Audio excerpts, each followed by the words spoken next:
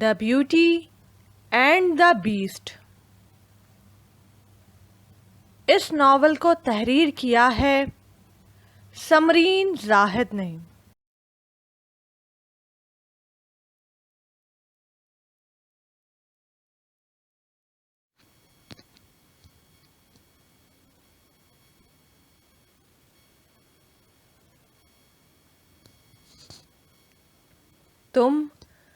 تم میرے آس پاس ہو.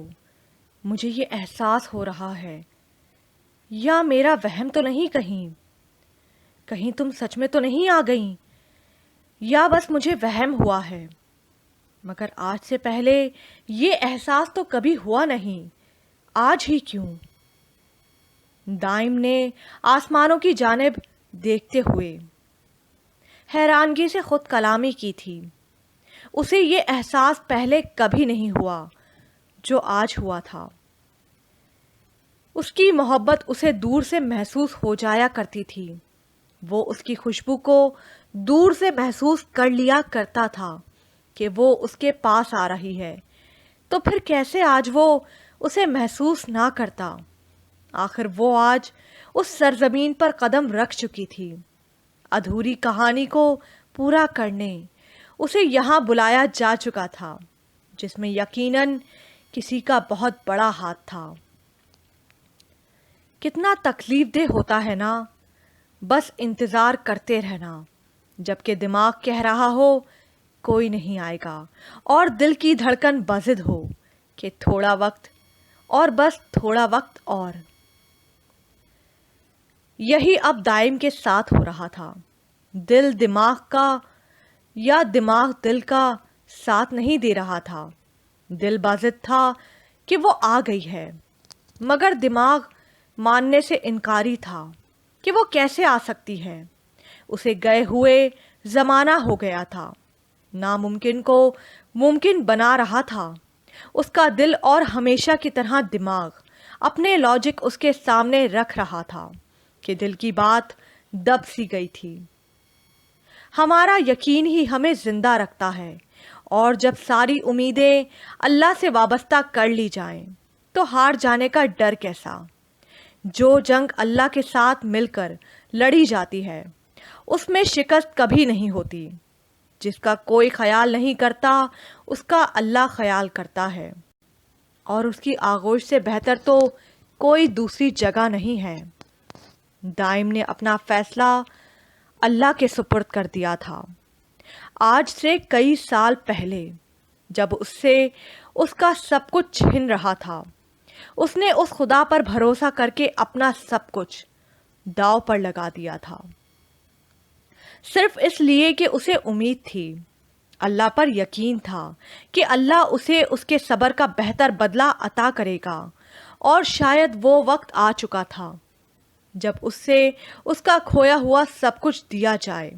مگر وہ انجان تھا سب سے. اسے علم نہیں تھا اسے کیا ملنے والا ہے. اس نے جیسے ہی اس سرزمین پر قدم رکھا تھا، فرحان کے چہرے پر ایک گہری پرسوز مسکراہٹ نے احاطہ کیا تھا. تم آ گئی میری پرنسس، مائی بیوٹی. بس ایک بار اس کتاب کو پڑھ کر تم یہاں آ جاؤ. تمہارے یہاں قدم رکھتے ہی اور مجھے چھوتے ہی میں ان زنجیروں سے آزاد ہو جاؤں گا. تمہارا چھونا مجھے آزادی دلوا دے گا. پھر مجھ سے میری جان کو کوئی الگ نہیں کر پائے گا. سب کو اپنے کیے کا حساب دینا ہوگا. فرحان نے ایک امید بھرے انداز میں کہا تھا. فرحان ابھی وہ مسکرا ہی رہا تھا جب اچانک اسے دائم کی آواز سنائی دی تھی. اس کی پکار سن کر اس کی مسکراہٹ مزید گہری ہوئی تھی. کیا ہوا دائم؟ فرحان نے پل بھر میں چہرے پر سنجیدگی اوڑے دریافت کیا تھا. فرحان ایک عجیب سا احساس ہوا ہے مجھے یار. میں تب سے بے چینی کے عالم میں ہوں. مجھے سمجھ نہیں آ رہا کہ کیا وہ سچ ہے یا محض میرا وہم. دائم نے الجھی ہوئی نظریں اس پر ڈالے کہا تھا، کیونکہ وہ جانتا تھا فرحان کی طاقت اس قدر تو ہے کہ اس کی پریشانی بے چینی کا جواب دے سکے. وہ نائم، کبھی کبھی ہمارے وہم غلط اور ہماری پریشانی درست ثابت ہوتی ہے، اور کبھی وہم درست ثابت ہو جاتے ہیں، اور بعض اوقات ایسا ہوتا ہے کہ ہم نے جس چیز کی چاہ بھی نہ کی ہو، سوچا تک نہ ہو، وہ ہمارے ساتھ ہو جاتا ہے۔ جیسے سرپرائز کہتے ہیں، اللہ کبھی کبھی ہمیں سرپرائز دیتا ہے، مگر وہ سرپرائز اتنے اچانک اور غیر متوقع طور پر دیتا ہے کہ ہم یقین ہی نہیں کر پاتے کہ ایسا بھی ہو سکتا ہے، مگر ہونے کو تو کچھ بھی ہو سکتا ہے۔ تم فکر نہیں کرو، تمہارے سب سوالوں کے جواب تمہیں آج شام تک مل جائیں گے۔ تم آج شام کو فہد کو صرف اور صرف فہد کو لے کر جاؤ گے۔ فرحان نے اسے بتاتے ہی اپنی آخری بات پر زور دیتے ہوئے کہا تھا کہ دائم حیران ہوا تھا۔ فرحان، صرف فہد کو ہی کیوں؟ یاسر اور عاطف بھی تو ہیں، انہیں کیوں نہیں لے جا سکتا میں؟ آخر ہر کام ہم چاروں نے ساتھ کیا ہے۔ دائم نے اسے دیکھتے ہوئے کہا تھا۔ اسے بالکل امید نہ تھی کہ فرحان ایسا کہے گا۔ تمہیں میری بات ماننی ہے دائم، جو میں کہہ رہا ہوں مجھے علم ہے میری بات کا کہ میں کیوں کہہ رہا ہوں۔ تم سب سے زیادہ جانتا ہوں میں کہ کب کیا اور کیسے کرنا ہے۔ تم دوست ہو، مگر دوست سے بڑھ کر مانتا ہوں میں تم سب کو۔ اگر کبھی کچھ کہہ رہا ہوں تو وہ تم لوگوں کی بہتری کے لیے کہتا ہوں، اس لیے بحث مت کیا کرو، جتنا کہا ہے اتنا کرو۔ فرحان کا چہرہ پل بھر میں سنجیدہ ہوا تھا۔ میں تو بس پوچھ رہا تھا فرحان، تم تو غصہ ہی ہو گئے۔ اس نے اسے غصے میں دیکھ کہا تھا، بس جتنا کہا گیا ہے اتنا کرو۔ آج شام فہد کو لے کر میل بیچ ہوٹل پہنچ جانا۔ وہاں آج رات ایک فنکشن منعقد کیا گیا ہے جو کہ ہر سال آج کے دن کیا جاتا ہے۔ وہاں تمہیں سب سے یونیک فراک میں جو لڑکی دکھے گی وہ بیوٹی ہوگی۔ اسے تمہیں بس کسی بھی طرح لائبریری کے پاس لانا ہے، باقی کا کام میرا ہے۔ فرحان نے اسے دیکھتے ہوئے کہا تو وہ سر کو ہلاتا وہاں سے جانے لگا تھا جب اس کے پکارنے پر دوبارہ رکا تھا۔ اور ہاں، تمہارے سوال کا جواب بھی آج شام اسی محفل میں تمہیں مل جائے گا، فرحان نے اسے دیکھتے ہوئے کہا تھا، اور وہ چپ چاپ وہاں سے چلا گیا تھا۔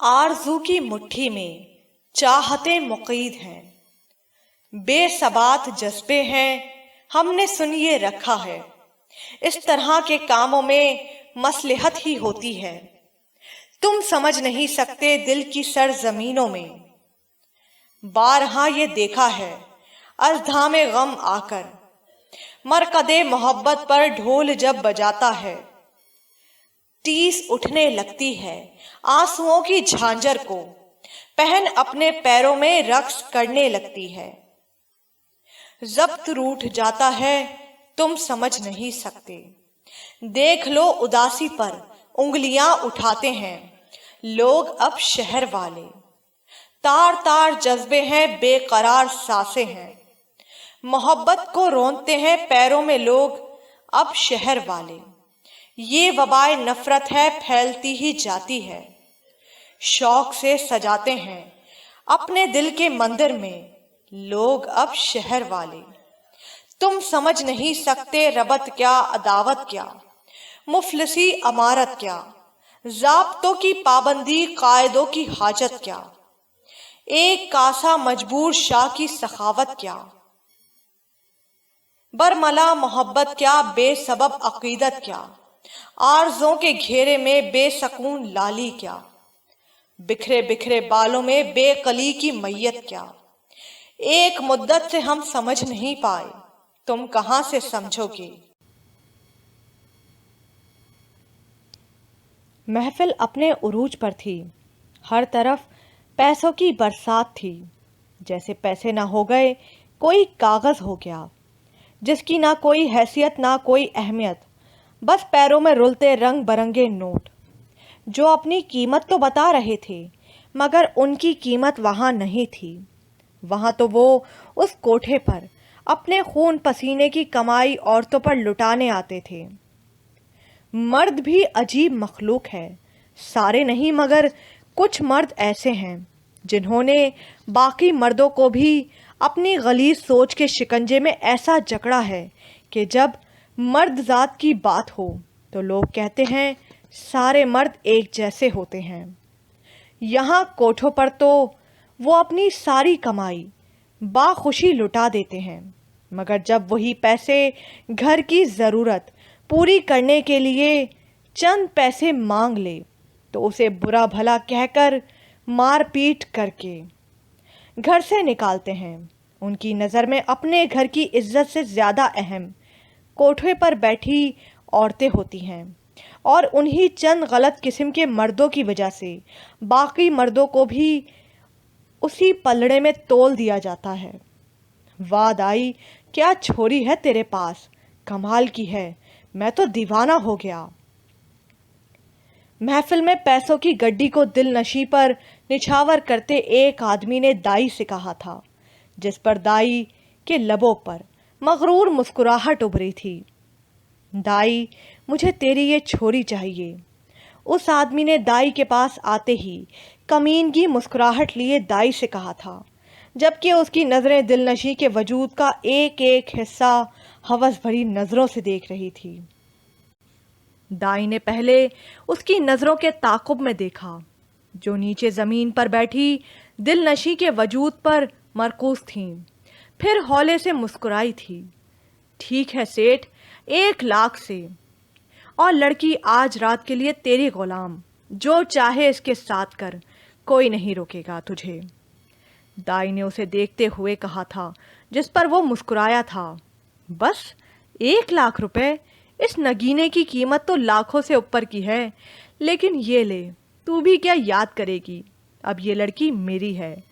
اس آدمی نے مسکراتے ہوئے دائی سے کہا تھا، پھر جیب سے ایک چیک نکالے، اس پر قیمت لکھے۔ وہ چیک دائی کو تھما گیا تھا اور دائی نے چیک تھام لیا تھا۔ رانو، دل نشی کو کمرے میں لے کر جاؤ۔ دائی نے چیک دیکھتے ہوئے اپنی ملازمہ کو آواز لگائے کہا تھا، دائی پلیز ایسا نہ کریں، میں بس یہاں گاؤں گی، غزلیں سناؤں گی، مجھ سے یہ زنا جیسا ناپاک کام نہ کرواؤ، مجھ پر رحم کھاؤ دائی۔ دل نشی نے فوراً دائی کے پاس آتے ہی بھرائی ہوئی آواز میں کہا تھا، دیکھ دل نشی، لڑکی کو پہلے خود پر رحم کھانا چاہیے، تبھی زمانہ بھی رحم کھا لیتا ہے، مگر تو نے تو خود پر رحم نہ کھایا، جنون میں تو محبت کی قیدی ہو کر گھر سے بھاگ آئی۔ اس لڑکے نے تجھے مجھے بیچ دیا، وہ تو اپنی محبت کو بیچ گیا، اور تو یہاں روز اپنی محبت بیچتی ہے۔ جب تو نے خود پر رحم نہیں کھایا تو میں کیوں تجھ پر رحم کھاؤں؟ ہر بھاگی ہوئی لڑکی کی محبت میں خوشحالی نہیں لکھی ہوتی، زیادہ تر کا حال وہی ہوتا ہے جو آج تیرا ہو رہا ہے۔ دائی نے اسے دیکھتے ہوئے سنجیدگی سے کہا تھا، جبکہ اس کی باتیں سن کر اس کی آنکھوں میں نمی اترنے لگی تھی۔ ایک ایک لفظ سچ تھا۔ دائی کا جو لڑکی خود پر رحم نہ کر سکی گھر سے بھاگ گئی، ماں باپ پر رحم نہ کیا، ان کی عزت مٹی میں ملا دی، خود بھی خاک ہو کر رہ گئی، اب بھلا کوئی دوسرا اس پر رحم کرتا؟ یہ تو ناممکن سی بات تھی۔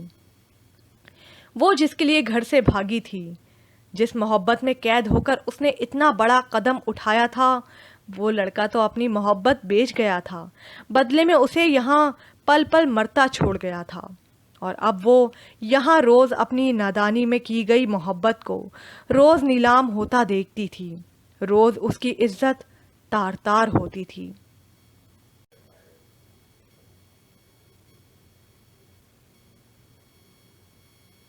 کہتے ہیں محبت میں سب جائز ہے، غلط کہتے ہیں، محبت میں صرف پاکیزگی جائز ہوتی ہے۔ محبت نے کبھی نہیں کہا کہ میری وجہ سے تم گھر سے بھاگ جاؤ، خاندان کی عزت کو مٹی میں ملا دو۔ محبت تو دو لوگوں کو جوڑتی ہے، نہ کہ خاندانوں کی عزت کو مٹی میں ملا دیتی ہے۔ لوگوں نے اپنی ہوس اور جنون میں پاگل ہو کر محبت کو بدنام کر رکھا ہے۔ لے جاؤ اسے، دائی نے پاس کھڑی رانو کو دیکھتے ہوئے کہا تو وہ اسے اس کے کمرے تک چھوڑ آئی تھی۔ اس سے گناہ ہوا تھا. اس نے بھلے جان کر نہیں کیا تھا مگر کیا تو اپنے ہوش و حواس میں تھا. اس نے ایک لڑکے کے لیے ماں باپ کی محبت، ان کے مان، ان کی عزت کو خاک میں ملا دیا. اپنی عزت 2 کوڑی کی کر لی. اور جس کے لیے اس نے یہ سب کیا وہ تو اسے بیچ گیا، محبت بیچ گیا. دراصل اسے محبت تھی ہی نہیں، کیونکہ جو محبت کرے گا وہ سب کے سامنے شادی بھی کرے گا. یوں بزدلوں کی طرح گھر سے بھاگنے کے گھٹیا پلان نہیں بنائے گا. وہ اس کی باتوں میں آ کر گناہ کر چکی تھی، جس کی سزا تو اسے ملنی تھی. گناہ وقتی نہیں ہوتے، ہمیں وقتی لگتے ہیں، مگر یہ انسان کی آخرت کو آہستہ آہستہ تباہ کر دیتے ہیں. اللہ کی پکڑ بہت سخت ہے. اللہ سے ڈریں، اس کے حساب کے معاملے میں نہیں، اپنے اعمال کے معاملے میں، کیونکہ وہ مہربان ہے. وہ ہر طرح کی چھوٹ دینے پر اور کسی بھی گناہ پر پکڑ رکھنے پر قادر ہے. وہ اور رانی مشی کو آج ڈاکٹر کے پاس لائے تھے، کیونکہ دلاور خان کو کسی ضروری میٹنگ کے باعث دوسرے شہر فوراً جانا پڑا تھا. ڈاکٹر کیسی ہے مشی آپی؟ اس نے ڈاکٹر کو چیک اپ کرنے کے بعد کرسی پر بیٹھتے ہی پوچھا تھا. دیکھیے، ان کا دماغ بہت کچھ سہ اور ان کی آنکھیں بہت کچھ دیکھ چکی ہیں. کافی ذہنی دباؤ سے گزری ہیں یہ، اس لیے ان کا دماغ ان کا ساتھ دینا چھوڑ چکا ہے، تبھی یہ بچوں جیسی حرکتیں کرنے لگی ہیں. ڈاکٹر نے اسے دیکھتے ہوئے بتایا تھا، جبکہ وہ خاموشی سے ان کی ایک ایک بات کو سن رہا تھا. میں نے کچھ دوائیاں لکھ دی ہیں، آپ انہیں یہ دوائیاں وقت پر دیں، باقی اللہ کی مرضی ہے. ہم تو بس ذریعہ ہوتے ہیں، سب تو اس ذات کے ہاتھ میں ہے. ڈاکٹر نے دوائیاں لکھی ہوئی پرچی اس کی جانب بڑھاتے ہوئے کہا تھا، اور وہ شکریہ کہتا رانی اور مشی کو لے کر ہاسپٹل سے نکلا تھا. گھر آ کر مشی کو اس کے کمرے میں اسے دوائی دے کر سلا دیا گیا تھا. رانی اور ذیشان باہر لان میں بیٹھے ہوئے تھے. دونوں کے درمیان مکمل خاموشی تھی، کیونکہ کوئی بات ہی نہیں تھی جو وہ کرتے. مشی کی اس طرح کی حالت دیکھ کر لفظ کہیں دب سے جاتے تھے. جو اب سے پہلے ہر بات پر اسے چھیڑتا، تنگ کرتا تھا، اب اسے بھی کچھ نہیں کہتا تھا. بہت کم، کبھی کبھی اسے پہلے کے انداز میں بات کر لیتا تھا، ورنہ ہر پل مشی کو ٹھیک کرنے کا کوئی نہ کوئی راستہ ڈھونڈتا تھا. وہ رانی بھی خاموش ہو گئی تھی، مگر مشی کے ساتھ کھل کر مسکرانے لگ گئی تھی. بے رونق زندگی میں مشی نے رنگ بھر دیے تھے. وہ ساری خوشیاں جن سے وہ اپنی غربت کے باعث دور رہے تھے، وہ خوشیاں انہیں ملنے لگی تھیں. ہنسنا، کھیلنا، موج مستی سب مشی ان دونوں کے ساتھ کرتی تھی، اور وہ بھی مشی کے ساتھ اس طرح رہتے تھے جیسے نہ جانے کب کی واقفیت ہو. تم کس ہوٹل میں اسٹے کر رہی ہو مہانور؟ ایئرپورٹ سے اپنا لگیج لیتے ہی باہر نکلتے رمشا نے مہانور سے پوچھا تھا. پتہ نہیں یار، میں تو خوشی میں اس قدر گم ہوئی کہ یاد بھی نہیں رہا کہ یہاں آ کر رہوں گی کہاں. مہانور نے اس کی بات سن کر پریشانی سے کہا تھا. تم سچ میں پاگل ہو. زری نے اس کی بات سن کر مسکراتے ہوئے کہا تھا. تم ہمارے ساتھ ہمارے ہوٹل اسٹے کر لو، ہم روم شیئر کر لیں گے. رمشا نے اسے دیکھتے ہوئے مسکرا کر اس کی پریشانی کا حل اسے بتایا تھا. واو، دیٹس گریٹ آئیڈیا. میں تمہارے ہوٹل اسٹے کروں گی، مگر روم شیئر کرنے کی ضرورت نہیں ہے، میں الگ روم لے لوں گی. مہانور نے اس کی بات سنتے ہی مسکرا کر کہا تھا. چلو، وہ تمہاری مرضی ہے. اس نے مسکرا کر کہا تو تینوں ایئرپورٹ سے باہر نکل آئے تھے. رمشا نے ٹیکسی کی جانب چلنے کا اشارہ کیا تھا، اور کچھ ہی دیر میں وہ تینوں ویکیٹن سٹی کے بہت خوبصورت ہوٹل کے باہر کھڑے تھے. واو، کتنا خوبصورت ہے یہ ہوٹل. زری نے ہوٹل کے سامنے کھڑے ہوتے ہی اس کی خوبصورتی کی تعریف کی تھی، جہاں خوبصورت جلی حرف میں میل بیچ ہوٹل لکھا ہوا تھا. اب اندر بھی چلو یار، رمشا نے انہیں دیکھتے ہوئے کہا تھا، جو ہوٹل کو ستائشی نظروں سے دیکھے جا رہی تھی.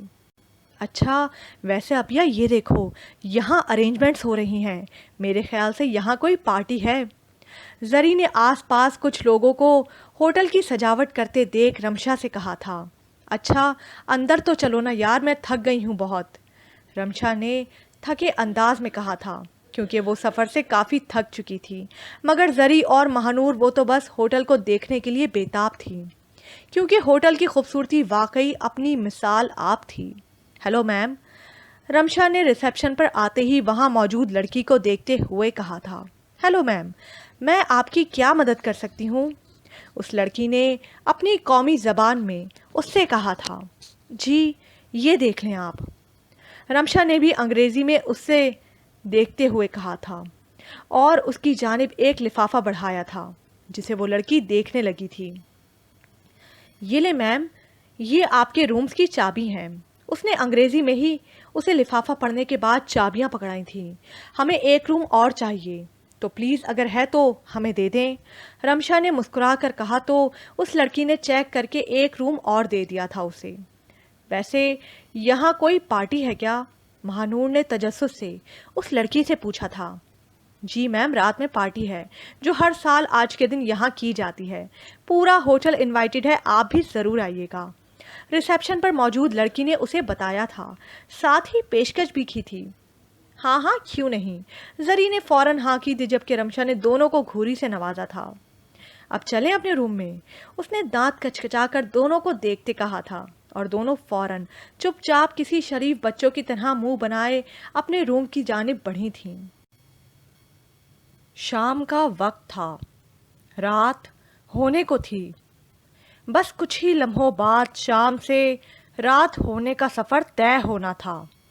فہد، چلو ہمیں ایک پارٹی میں جانا ہے، دائم نے فہد کے پاس آتے کہا تھا۔ صرف فہد کیوں دائم، ہم دونوں بھی تو ہیں، یاسر نے فوراً کہا تھا۔ ہاں مجھے معلوم ہے یاسر، مگر فرحان نے کہا ہے کہ میں اور فہد آج میل بیچ ہوٹل جائیں گے، وہاں وہ آ گئی ہے، اسے آج رات لائبریری تک لانا ہے، پھر آگے باقی فرحان خود دیکھے گا، ہمارا بس یہی آخری کام رہ گیا ہے، آگے فرحان جو بولے گا بس وہی کرنا ہوگا ہمیں، دائم نے اسے دیکھتے ہوئے کہا تھا۔ اب جلدی سے انسانی شکل اختیار کرو اپنی اور تیار ہو، بس پارٹی شروع ہونے والی ہے، دائم نے فہد کو دیکھتے کہا تو وہ فوراً سر کو ہلاتا وہاں سے تیار ہونے چلا گیا تھا، جبکہ دائم بھی اپنی انسانی شکل اختیار کرتا تیار ہونے چلا گیا تھا۔ رات کی تاریکی نے ہر سو اپنا راج جمایا ہوا تھا، مگر میل بیچ ہوٹل میں اس رات کی ایک الگ ہی جھلک نمایاں تھی۔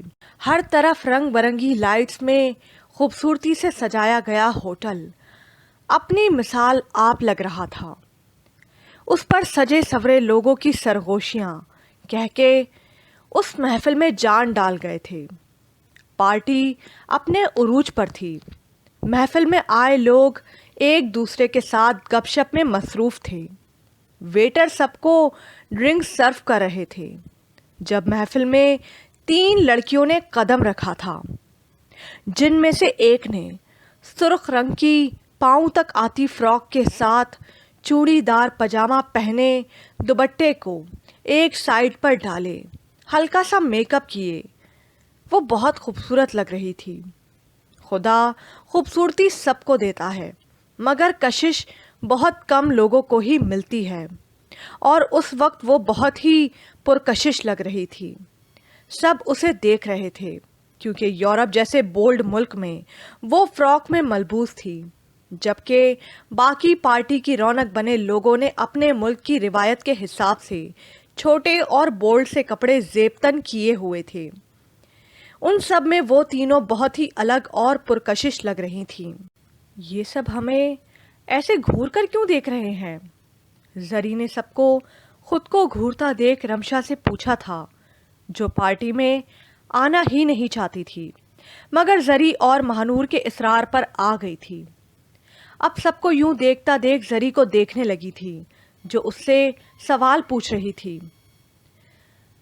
حقیقت میں ہم نے یہ فراک پہنی ہے، شاید اس لیے، دیکھو سب نے کیسے بولڈ ڈریسز پہنے ہیں، ان سب میں بس ہم 3 ہیں جنہوں نے فراک پہنی ہوئی ہے، اور سب سے الگ بھی ہم ہی لگ رہے ہیں، میں نے کہا تھا نا کہ ہم نہیں جاتے پارٹی میں. دیکھو سب کیسے دیکھ رہے ہیں ہمیں, جیسے چڑیا گھر میں شیر کو دیکھتے ہیں. رمشا نے زری کو دیکھتے ہوئے سنجیدگی سے کہا تھا. اوفو اپیا, آپ بھی نہ دیکھ رہے ہیں تو دیکھنے دینا آپ, آخر ہم الگ اور خوبصورت لگ رہی ہیں سب سے. زری نے مسکرا کر کہا تھا. ہاں نا, آخر ہم کسی سے کم ہیں کیا؟ خوبصورتی میں اپنی مثال آپ رکھتے ہیں ہم. اور اصل بات خوبصورتی کی نہیں, کشش کی ہوتی ہے جو ہم میں ہے. آخر اب اٹریکٹ تو کریں گی نا. مہانور نے بھی حصہ ڈالا تھا. اچھا اب چلو بھی, رمشا نے انہیں دیکھتے ہوئے کہا, اور تینوں آگے کو بڑھی تھیں. دائم اور فہد دونوں پارٹی میں پہنچ چکے تھے اپنی انسانی شکل میں, جو وقتی طور پر وہ اختیار کرتے تھے, کیونکہ ہمیشہ کے لیے اپنی اصل شکل پانے کے لیے انہیں فرحان کی مدد درکار تھی, اور فرحان کو آزاد ہونے کے لیے اپنی بیوٹی کی مدد درکار تھی. وہ آئے, اسے چھوئے تاکہ وہ اپنی آزادی حاصل کر سکے. اچھا تم یہاں جاؤ, میں وہاں جاتا ہوں. ریڈ کلر کی فراک میں ہے وہ, ہے نا؟ فہد نے دائم کو دیکھتے ہوئے کہا تھا. ہاں وہ ریڈ کلر کی فراک میں ہوگی. دائم نے اسے دیکھتے ہوئے کہا تو وہ سر کو ہلاتا وہاں سے چلا گیا تھا. بلیک فراک میں ملبوس وہ بہت پیاری لگ رہی تھی جب اچانک جاتے ہوئے وہ کسی سے بری طرح ٹکرائی تھی, اور وہ اس سے پہلے کہ زمین بوس ہوتی کسی مضبوط ہاتھوں نے اسے تھاما تھا. اس نے ڈر کے مارے آنکھیں میچ لی تھی, جبکہ اسے دیکھنے والا اسے دیکھتا ہی رہ گیا تھا. تم سچ میں میرے سامنے ہو یا یہ میرا وہم ہے؟ اس نے اس کے چہرے کے ایک ایک نقش کو دیکھتے ہوئے بے یقینی سے پوچھا تھا. اس کی آواز سن کر اس نے فوراً آنکھیں کھولی تھیں اور سیدھی ہو کر کھڑی ہوئی تھی. وہی براؤن آنکھیں, وہی چھوٹی سی ناک جس پر ہمیشہ غصہ ہوتا تھا, نارمل سا قد, اور اس پر قاتلانہ ہونٹوں پر پھیلی مسکراہٹ جس نے پہلی ہی نظر میں اسے اپنا اسیر کر لیا تھا. I am sorry. وہ اس پر ایک نظر ڈالتی فوراً کہہ کر چلی گئی تھی. نہ جانے کیوں اس کی نظر سے وہ بہت کنفیوز ہو گئی تھی. اس کی آنکھوں کی تپش اسے وہاں رکنے نہیں دے پا رہی تھی. عجیب سا محسوس ہونے لگا تھا اسے. آشفا. وہ ابھی کچھ قدم ہی چلی تھی جب دائم نے اسے پکارا تھا. آشفا سنو. اس نے دوبارہ اسے پکارا تھا. اس کی پکار سن کر وہ ایک لمحے کو رکی تھی. اسے احساس ہوا تھا جیسے وہ اسے ہی پکار رہا ہے. کیا آپ مجھے بلا رہے ہیں؟ اس نے حیرانگی سے پوچھا تھا. آشفا تم یہاں؟ دائم اب بھی بے یقینی سے اسے دیکھتے ہوئے کہہ رہا تھا. سوری مگر میرا نام آشفا نہیں ہے. مجھے لگتا ہے آپ کسی اور کو ڈھونڈ رہے ہیں اور آپ کو غلط فہمی ہو گئی ہے. اس نے اسے دیکھتے ہوئے کہا تھا. مجھے غلط فہمی نہیں ہو سکتی, اور نہ میں کسی اور کو ڈھونڈ رہا ہوں. تم آشفا ہو نا؟ دائم اب بھی بے یقینی کی حالت میں تھا. اسے یقین نہیں آ رہا تھا کہ اس کا دل درست ثابت ہوا ہے. وہ خوشبو کوئی وہم نہیں تھا. خدا سچ میں اس پر مہربان ہو چکا تھا. اس کی آشفا اسے لوٹا چکا تھا. جی نہیں, میرا نام آشفا نہیں ہے. میرا نام تو رمشا ہے. رمشا نے اپنا نام بتاتے ہوئے اسے کہا تھا. رمشا. وہ اسے دیکھتا رہ گیا تھا جبکہ وہ وہاں سے جا چکی تھی. وہ لال کلر کی فراک والی لڑکی کو ڈھونڈتے ہوئے یہاں وہاں گھوم رہا تھا جب اس کی نظر اچانک سامنے فراک میں ملبوس اس لڑکی پر پڑی جس پر نظر پڑتے نظریں اٹھانی وہ بھول گیا تھا. وہ یکٹکسا اسے دیکھ رہا تھا. قسمت کیسے مہربان ہو گئی تھی اس پر. اس کے لیے اس بات پر یقین کرنا بہت مشکل ہو رہا تھا. کیسے ناممکن ممکن بن گیا تھا جسے وہ پانے کی تمنا میں مرنے والا ہو گیا تھا. آج وہی قیامت بنی اس کی آنکھوں کے سامنے تھی. اس کو دیکھا تو مصور سے میرا ربط بڑھا. میں نے اس شخص میں قدرت کے نظارے دیکھے. وہ بے اختیار اس کے قریب آتا یہ شاعری اس کے حسن کی تعریف میں اس کے بالکل پاس آتے ہی پیش کر چکا تھا، جس پر اس نے حیرت سے اسے دیکھا تھا، مگر اسے دیکھ نہ جانے کیوں وہ اسے دیکھتی رہ گئی تھی۔ نیلی آنکھیں اسے کچھ یاد کروانے لگی تھیں، مگر اس سے پہلے اس پر کوئی راز کھلتا، لائٹس اچانک سے آف ہو گئی تھیں اور وہ اس کے گالوں پر اپنی محبت کا ایک بوسہ دیتا وہاں سے غائب ہو گیا تھا، جبکہ وہ اس اچانک حملے پر سرخ ہو چکی تھی، مگر حیران بھی تھی کیوں اسے اس انجان آدمی کا چھونا برا نہیں لگا۔ کیا کوئی تعلق تھا اس کا اس سے؟ اب یہ سب تو وقت نے بتانا تھا کہ وہ نیلی آنکھوں والا لڑکا آخر لگتا کیا تھا اس کا۔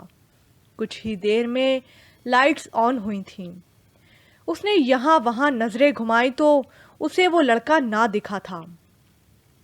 زری، یہاں کیا کر رہی ہو؟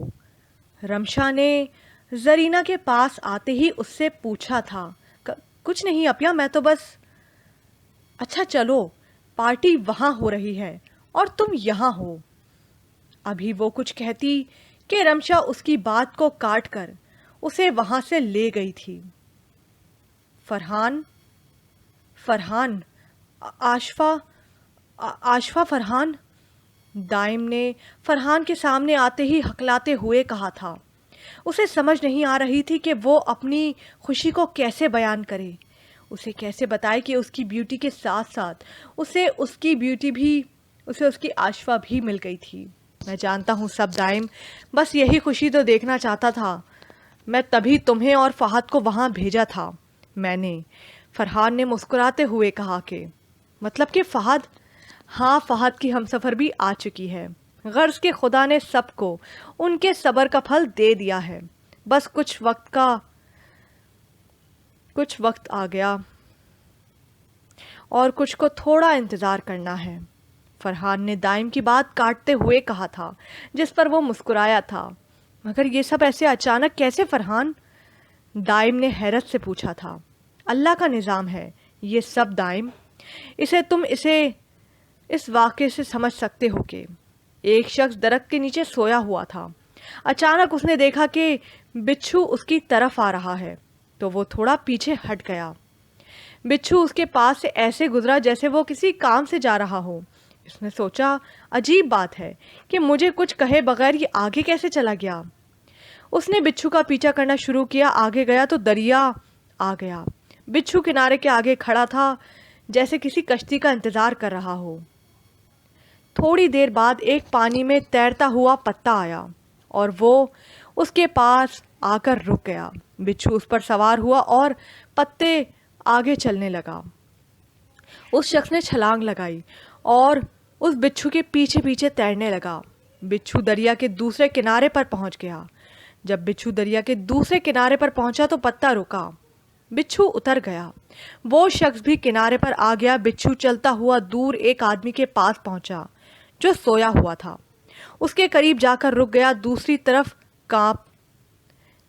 طرف سانپ آ رہا تھا۔ جیسے ہی سانپ سوئے ہوئے شخص کو ڈسنے لگا تو بچھو نے سانپ کو ڈس لیا۔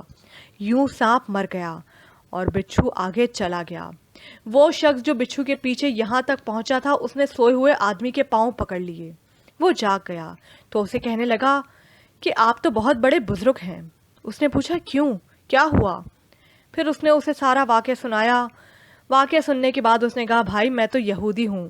اس شخص نے یہودی کو چھوڑا اور سر سجدے میں رکھ دیا اور کہنے لگا اے میرے مالک، تو ایک بندے کو بچانے کے لیے اتنا بڑا کارخانہ چلاتا ہے، میں دن رات خوامخواہ پریشان ہوتا ہوں، تو میرے بارے میں اس سے بھی بہتر کر رہا ہوگا اگر ہماری آنکھیں کھول دی جائیں۔ اللہ ہمارے ساتھ کیا معاملات کر رہا ہے اور کہاں کہاں سے ہماری مدد کر رہا ہے تو ہم کبھی سر سجدے سے بھی نہ اٹھائیں۔ اے بندے تو کیوں پریشان ہے؟ تیری تقدیر میں جو لکھ دیا گیا ہے اس پر راضی رہ، تیرا رب بہتر فیصلے کرنے والا ہے۔ بتا دو میری مصیبتوں کو میرا اللہ کتنا بڑا ہے، جو مصیبت پہنچی ہے مجھ پر اس میں بھی میرا ہی بھلا ہے۔ کہتے ہیں محبت سچی ہو تو کائنات کا ہر ذرہ اسے ملوانے میں مدد کرتا ہے۔ جب ہمارے جذبے ہمارا پروردگار عالم کی بارگاہ میں اپنے حق میں فیصلہ مانگیں تو خدا پھر ایسے معجزے کرتا ہے کہ عقل دنگ رہ جاتی ہے۔ فرحان نے مسکراتے ہوئے کہا تھا، عبادت سے جنت ملتی ہے جبکہ تڑپ سے اللہ ملتا ہے۔ عبادت تو پروٹوکول کی طرح ہوتی ہے کہ تو ہی بادشاہ ہے، ہم تیرے سامنے ہی جھکتے ہیں، ہم تیری ہی عبادت کرتے ہیں۔ عبادت فرشتہ بنا سکتی ہے مگر درد انسان بناتا ہے، تبھی اس نے فرشتوں سے افضل انسان کا درجہ رکھا، کیونکہ عبادت اتنی مشکل نہیں جتنا تڑپ برداشت کرنا ہے، اور تڑپ تبھی دل میں پیدا ہوتی ہے جب دل میں احساس ہوتا ہے، دوسروں کا احساس، دوسروں کی تکلیف کا احساس۔ اپنا درد تو جانور بھی محسوس کر لیتے ہیں۔ اس نے خود کو ہمارے ارد گرد لوگوں میں چھپا رکھا ہے، اور وہ رب راضی تبھی ہوتا ہے جب ہم کسی کے غم کو سمیٹ لیتے ہیں، کسی کے عیب پر پردہ رکھ لیتے ہیں، کسی کی بے بسی کو ڈھانپ لیتے ہیں، بس پھر وہ ہمیں بھی ڈھانپ لیتا ہے، ساری دنیا سے دور اپنے اندر چھپا لیتا ہے۔ تم لوگوں نے ہمیشہ دوسروں کا درد اپنا درد سمجھا، ان کی مدد کی، تو تم لوگوں کو تو انعام ملنا ہی تھا نا۔ سزا کا مستحق میں تھا کیونکہ میں گمراہی میں تھا، اور مجھے میری سزا مل چکی۔ وہ خدا مجھ پر مہربان ہو کر مجھے معاف کر گیا، بس اب اس کے آنے کی دیر ہے، تو جاؤ اور اسے لائبریری کے پاس پہنچاؤ 12 بجے تک۔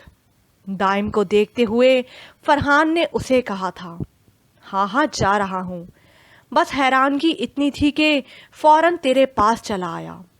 دائم نے مسکراتے ہوئے کہا تھا اور وہاں سے غائب ہو گیا تھا تاکہ اس لڑکی کو لائبریری تک پہنچا سکے، جبکہ اس کی خوشی دیکھ فرحان مسکرایا تھا۔ جو خوشی آج دائم کے چہرے پر تھی، وہ خوشی اسے دیکھے ہوئے سالوں گزر گئے تھے۔ فرحان کو اس کی بیوٹی مل گئی تھی، دائم کو اس کی آشفا رمشا کی صورت، اور فہد کو اس کی جان زری کی صورت مل چکی تھی۔